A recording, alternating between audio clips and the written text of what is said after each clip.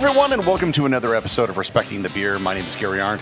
With me, as usual, is the man whose expertise is a Venn diagram of wood, planets, and beer, Mr. Bobby Fleshman. Cheers, Gary. And we got the next door neighbors on the show, except we got all of them this time. We got returning champion Ben Fogle, but we also got his dad, Jeff, and we got one of the partners in the Appleton Beer Factory, Carl Pierce. We've talked to you. So quite frankly, we're just not that interested in what you're talking about. That's fine. We've talked about your dad quite a bit, actually, on different things.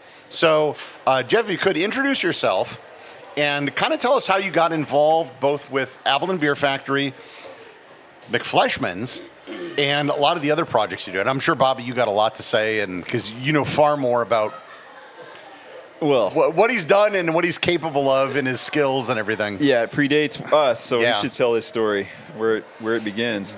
It's kind of a big one. Try and keep it short. Jeff Fogle here. I guess it started, my journey into craft brewing started in 1982. What I like to say, before craft was cool. I was welding, doing sanitary welding for a local contractor on an Anheuser-Busch project going to Newark, New Jersey. And I was very bored for long periods of the day. And my imagination started kind of running wild. And I'm like, well, the big boys are expanding. You know, why can't a little guy make beer? So the contractor I was working for, significant Fox Valley contractor, had a lot of scrap dumpsters out back. And so I helped myself to some parts and pieces and welded up a small 15-gallon system. And went to my father, who was actually a second-generation distiller and a watchmaker by trade, and I approached him with the idea, and he was on board, totally on board. Pretty much the rest of my relation and friends, they were like, why would you want to do this? Why would you want to make your own beer? Go to the store, buy some beer. And I'm like, no, I got to make beer. So that's kind of how it started. And we started brewing beer, my father and I. He was the brewer. I was kind of the process engineer and obviously equipment manufacturer. And we started brewing beer and had some learning curves. Wasn't great, but we go ahead. Well, I was just going to say, and Bobby helped me out here, but you have to keep in mind the time frame of when you were trying to brew homebrew and what resources you had. Okay, so that brings the internet.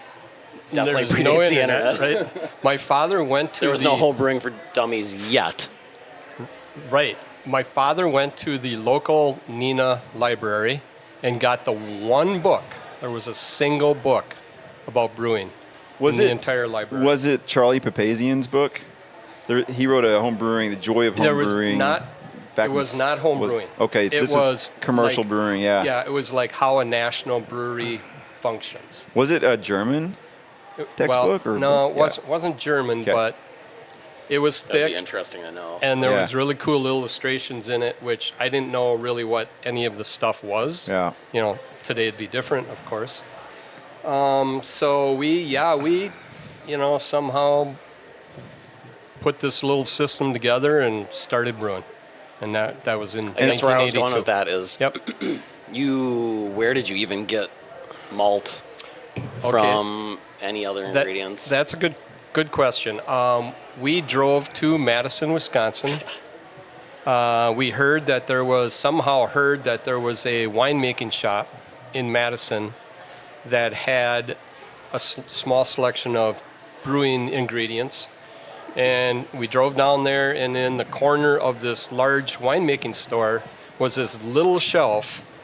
And we went there and bought everything on the shelf because it was a 200-mile trip. And we didn't even know what we were buying. And we got it home, and, it was like Christmas. So that was it for ingredients for a very long time. Yep. In the context of craft beer, this is when there was Sierra Nevada, and there was almost nobody else, right? In '82, you had Anchor Brewing Company, which wasn't national. I think it was my brother-in-law, Ben's uncle, called me up New Year's Day, 1984, the year Ben was born, and said that, hey, to your point, Bobby, hey, there's one of these outfits starting up in Madison. Capital. And it was Capital. And he said, quit with your dreaming and just go buy some stock. And I'm like, no, I got to do my own thing. Someday we will do our own thing. So,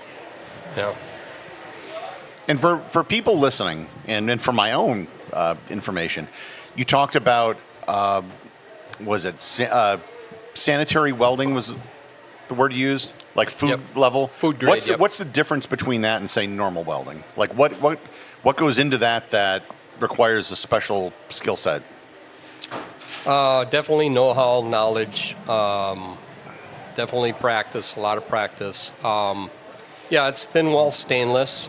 Stainless in the molten state reacts in a very horrible way to the atmosphere. So there's internal purging you have to do with inert gas and that kind of stuff. So you kind of got to know the tricks, and yeah. Yeah, whereas if it was not sanitary, a lot of people would just weld from the outside. You don't care about what's happening on the inside of that seam. That sanitary joint has to be maintained in a different way during the welding process. And it has to be as smooth as like the size of bacteria, so you can't harbor inside. So that's the kind of, when you look at it under a microscope, it has to be cleanable to that degree. And if you do it correctly, and if you look at the inside weld bead, it's called a bead. It's just awesome, beautiful. It's the internals are normally better than the externals weld beads. Yeah. So. And I came from a farm. I came from arc welding. You've seen these people use sticks in their electrode, and they're just connecting, their implement steel together, and they're not concerned about food contact. Right. So I understood structural welding, but then I met Jeff, and I got to know a little bit, maybe enough to be dangerous, but it's a necessary skill that a brewer has to have. Just add that to the list. Or know somebody. Yeah. But I mean, it's nice to know kind of what's going on, to have some wherewithal about it. Because you can also be sold something that is not good. Absolutely. And if you don't know what you're looking at, then Yeah, and that's, I mean, I don't know where you want to take this podcast, Gary, but the fabrication side of Jeff's history, that's everything, in my view. Well, thank you. I think we could do a whole separate show on that sometime. Yeah. Right. But I want to jump ahead. Okay. We've talked to Ben before, but Appleton Beer Factory, and you guys have a real close relationship with McFleshman's. Carl, you want to get your mouth really close to the mic. Explain kind of your role and how this came together, your role with ABF. Yeah. So I met Ben freshman year at Michigan Tech.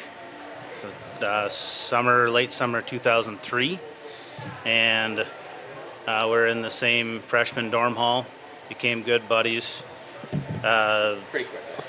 Yeah, and there was never any underage consumption ever, 'cause that's just not something that we would ever do. But My dad hypothetically, was actually feeding us beer.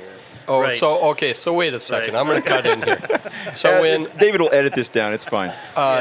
No, we're past the statute of limitations. It doesn't matter. freshman year, when Ben would come home to visit back to Neenah, Carl, a lot of times Carl would come with him, and Carl soon realized, oh, you guys got a pretty nice brewing system in your basement. And so, of course, what they could brew, they could sample. Quality checks was mandatory. So go ahead, Carl. I just had to throw that in. Yeah, so I didn't grow up around a brewing system and with a distiller in the family like Ben did. I just grew up having a like a rancid sip of a room temperature Mickey's from my dad while he's like burning the hell out of steaks. And memories. That was my first exposure to beer, and it wasn't great. But then, I don't know, like a little bit later, there were some microbrews that came to, like, I'm from Upper Michigan, so, small market in the woods. It was like a gas station, bait shop, butcher shop, post office. You'd probably have minor For those who've never procedures been to down Upper there. Michigan, that's all of Upper Michigan. Well, right, yeah. So Pretty much. And fudge. that's only tourist towns. They wanted nothing to do with where I was from. They so then like Killian's came in and like stuff like that like, okay, this isn't terrible. Like I like this. This is good. And Has flavor. so by the time I got to Tech, and there was a microbrewery that had started up there, and Keweenaw Brewing Company. Yep. Like had come back on a couple of holiday breaks to hang out in Neenah, which to me was the big city. I remember driving downtown Appleton then, and just like eyes wide, like, oh my gosh, these buildings are so tall. There's so many people. It's great. I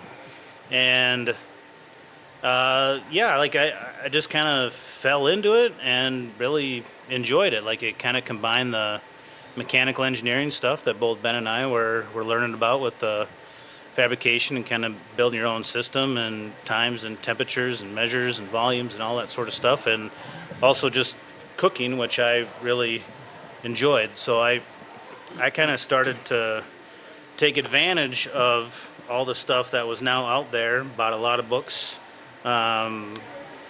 scoured the web, got information on how to make beers, different recipes, what made certain styles, those styles. Took advantage of the expansion in homebrew markets, both here in Appleton and online. And we started making, probably as soon as we graduated, we were making beer within, so we graduated early May of 2008. If we didn't have the first batch fermenting by the end of the month, I'd be surprised. Yeah, and it was about that time that, again, Ben and Carl, they're focusing on the recipes and the actual brewing. I turned my focus to more equipment. So at that point, we had a full barrel brewery in our basement, which is pretty epic.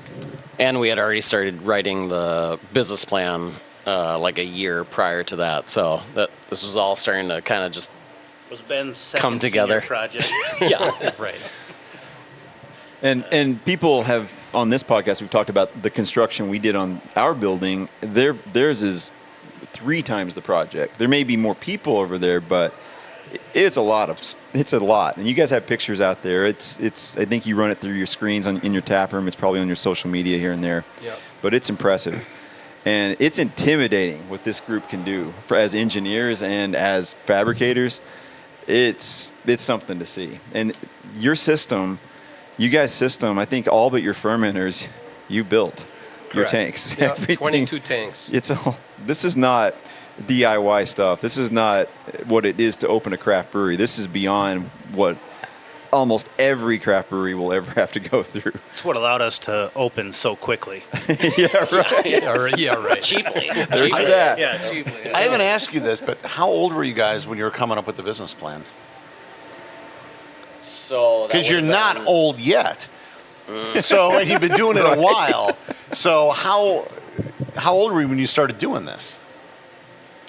Well, so the origin is wishy-washy, at least for me, Ben. Dad believes we were starting brewing earlier than I believe I was, or at least my involvement. But the business plan, which I just took over from my dad, I was polishing in our 5th year, which is the golden year of your bachelor's Right. of Yeah, the good one. college. So I would have been, 22 doing that. All right, so the follow-up question to that is, who the hell gives a 22-year-old money to open up a brewery? That's a great, and we should actually do a whole other. I mean, you could podcast on ask that, who gives honestly. anybody money to open up a brewery, but Well, and I think we've maybe talked a little bit about that in the past, but that was a significant hurdle that we had to get over. well, that's every business. Yeah. that- But we also didn't know necessarily what we were doing. I mean, at that time, right? Like 2009, 2010, it was hot. Like Yeah, it this is when it was ramping up. Yeah, it was Yeah. like we were still on the boy, we want to do this. Like someone's gonna. Banks were someone's gonna seeing snatch this up, potential like- in all of these business plans. Yeah. But also a great recession. That's true. Yeah, no, So- yeah. The craft industry is one way, the but yeah. reality was that we could not get financing easily. Right. We actually went down some arguably shady roads. Rabbit holes. Yeah. Again, statute of limitations is over. so- Yeah, not illegal on our behalf, maybe on other behalves, but nothing illegal. Just you just have to. We are squeaky clean. Awkward, screechy You get- sounds as David edits the whole Yeah. You section. get desperate.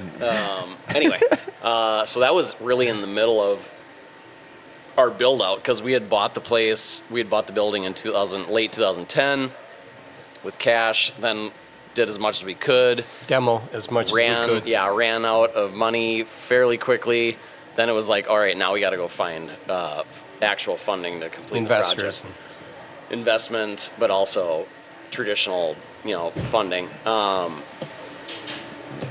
We all still had our jobs Also, at that point, yeah. so this is all nights and weekends kind of thing. So I'm getting off on it. Yeah. Where are we going with this? I don't know, but say it into the microphone. We're talking about the business plan side of it. I mean, the business side of the whole project in general, right? And how we were focusing on. I think Ben summed it up. It was a combination Oh, of yeah, it was a personal, terrible time to go find financing. Yeah. personal investment. We summoned friends and family, came up with a couple dozen interested partners, and then conventional loans was a combination that finally pushed us into the build-out. Because when we talk to brewers, there's always like, oh, there's the artistic side of coming up with the recipes. Yeah. And then there's the hard reality of the business part of it. Because breweries are not cheap. Right? There's so much, and I don't know if it helped that you were able to make so much of your own. Absolutely. How much, just as a percentage, like how much do you think you saved on that? Well, and to just back up a little bit, along with Carl, Ben's friends consist of very talented, young, very able-bodied college people, engineers, and who became partners of ours. So they were really the muscle, the core muscle behind our project. And I don't know where I was going with that. Well, we put 25,000 man hours of Yeah. our own and invested time into it. So it was a significant. I mean, like the kitchen, we have a small kitchen, well, not small, but medium-sized kitchen in our brewery. We built that thing out ourselves. We just had the talent, the horsepower, and very energetic and enthusiastic partners who just, rose to the occasion, rose to the challenges.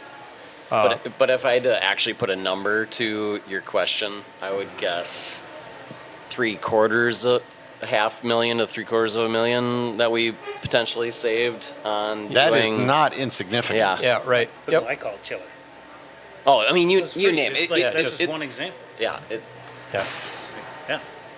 I mean, It's a lot, yeah. that's huge. Yeah. I know Bobby has talked about the fact, the good fortune of being next to you guys when they started this, and having you as a resource to build this, Yep. and having that in-house, it just has to be such a leg up on almost, any brewery for being able to make this a viable running concern. Yeah.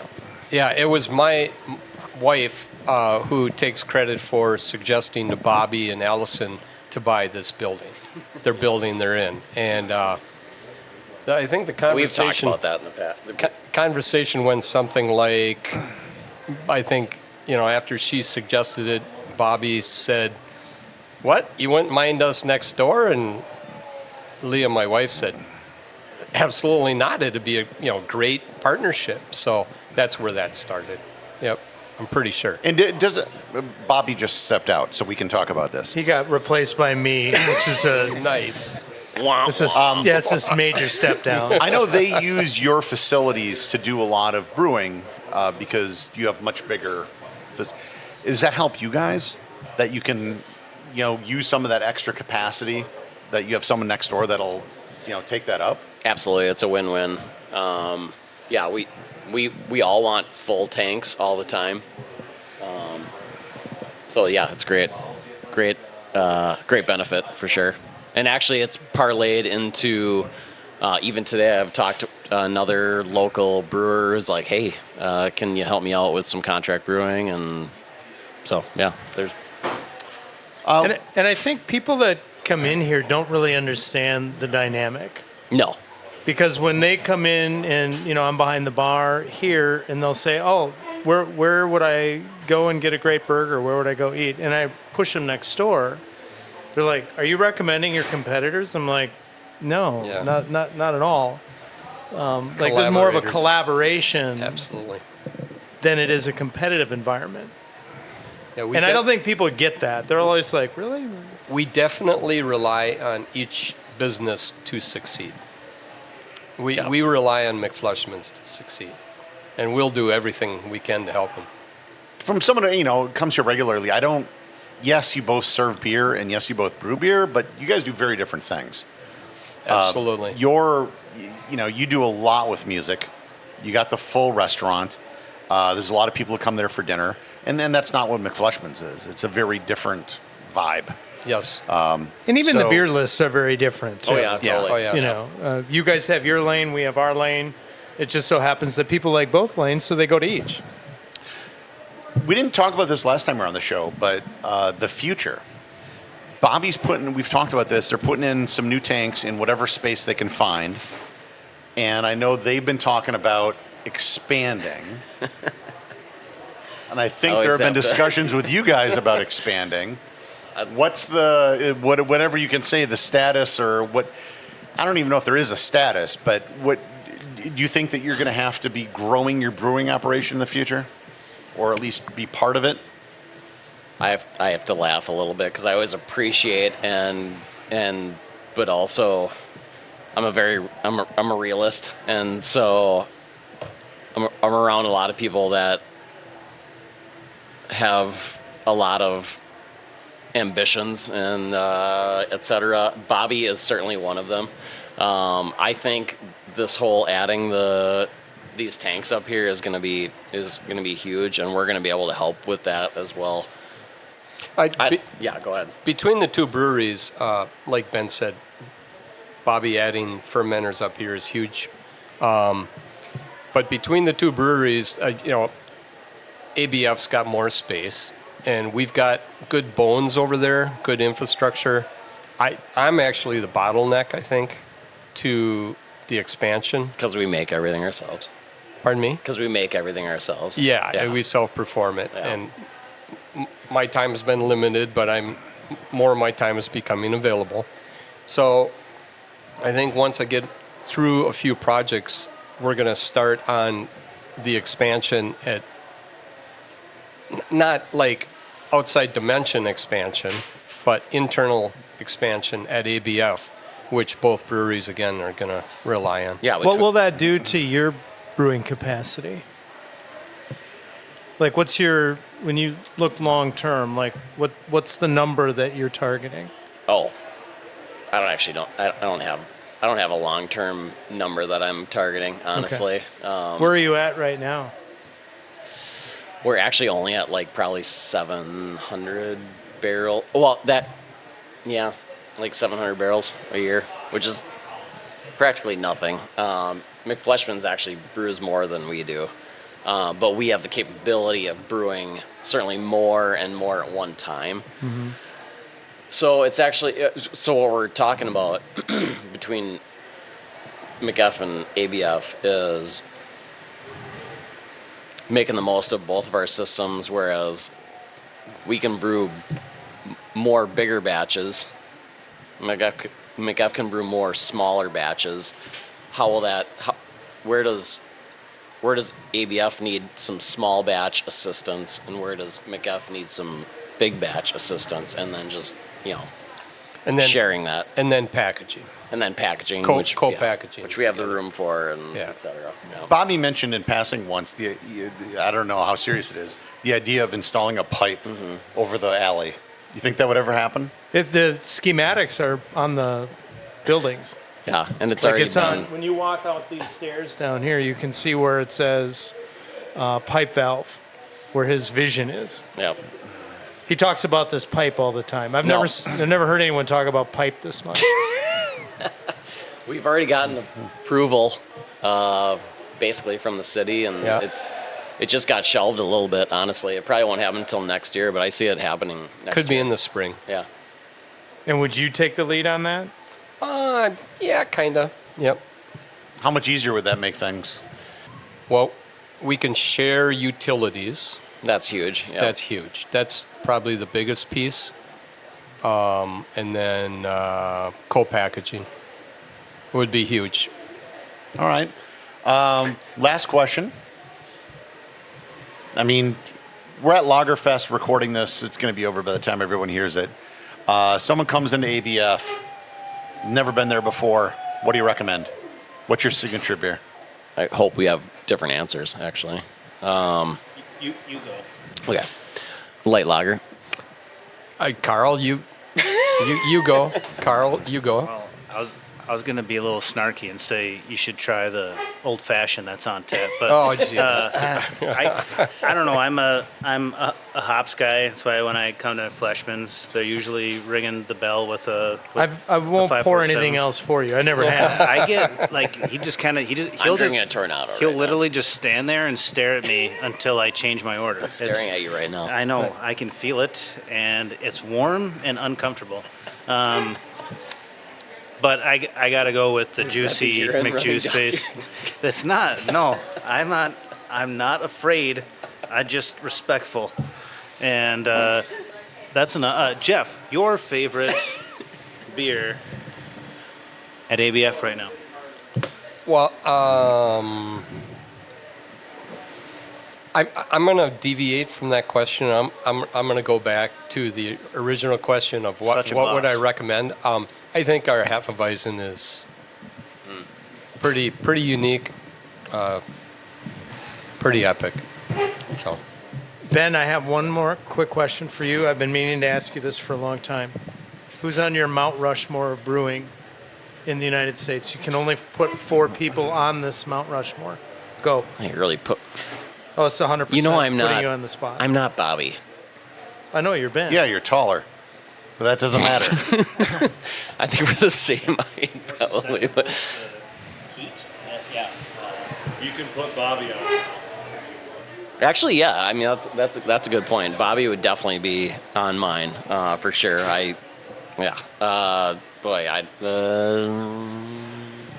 Exact. So Bobby would have an answer to this, which is why he's on my Mount Rushmore. Okay. I hear you guys. I think we're all fans of Piney the Elder. Vinny Yeah. Salurzo. Pardon me. Vinny. Joel. Can I spread this around? Is that okay? Yeah. Okay. We're not smart enough to answer a whole question. We need to just like we're not good enough to build a brewery Break it on our down. own. There's strength and security in numbers here. I would say it's probably changed over time. If you asked me like 5 years ago, like some of those breweries have been sold or don't even exist anymore. 5 years before that is probably a different scene. But like Sierra Nevada still exists, and that was kind of one of the entryways in. So Ken Grossman's on the Ken, mountain. Yep. Going to be a future guest on our podcast. Yeah. Shout out to Ken. And there you go. Kenny G, I'm told he likes to go by. and inspirational to ABF was Keweenaw. That's a fair point, yeah. I mean, so it's a great place. It was it's right in our college town, so huge bias. Like obviously love it. Go back there every single year, but just I feel like sitting in that place on like a winter night with the bottom of your jeans soaked because you walked a mile through like snowy sidewalks and slush to get there, and then sitting there like Thursday, it's usually Thursday night after a long day, an easy day on Friday, and just having a beer with Eating your buds. some peanuts, throw them on the floor. And pints for $2. $2, and a bag of peanuts for $1, something that college kids could afford. And that kind of started. We went to college at different times because when I drank underage, it was a quarter. Well, that got shut down quick. Who was the pharaoh back then? There were quarter nights at the The other. Deutsche House, which was like a block from McAllister. Well, there's This your was McAllister's 3rd year in operation, for those who are listening. There's your half-ass answer to that. That's 2. I mean, there was pieces of an answer. You know what? Patreon. We're gonna put it on Patreon. We're gonna circle back to this at some point. It'll be on Patreon. Well, that's going to conclude this episode of Respecting the Beer. The producer of Respecting the Beer is David Kelso, and I assure you, without David, there would be no show. Make sure to check out the Facebook group to find what's happening between the episodes and join the Patreon page, where you can get access to all the bits that get edited out of the show and special beers that are available only to Patreon members. And until next time, please remember to respect the beer.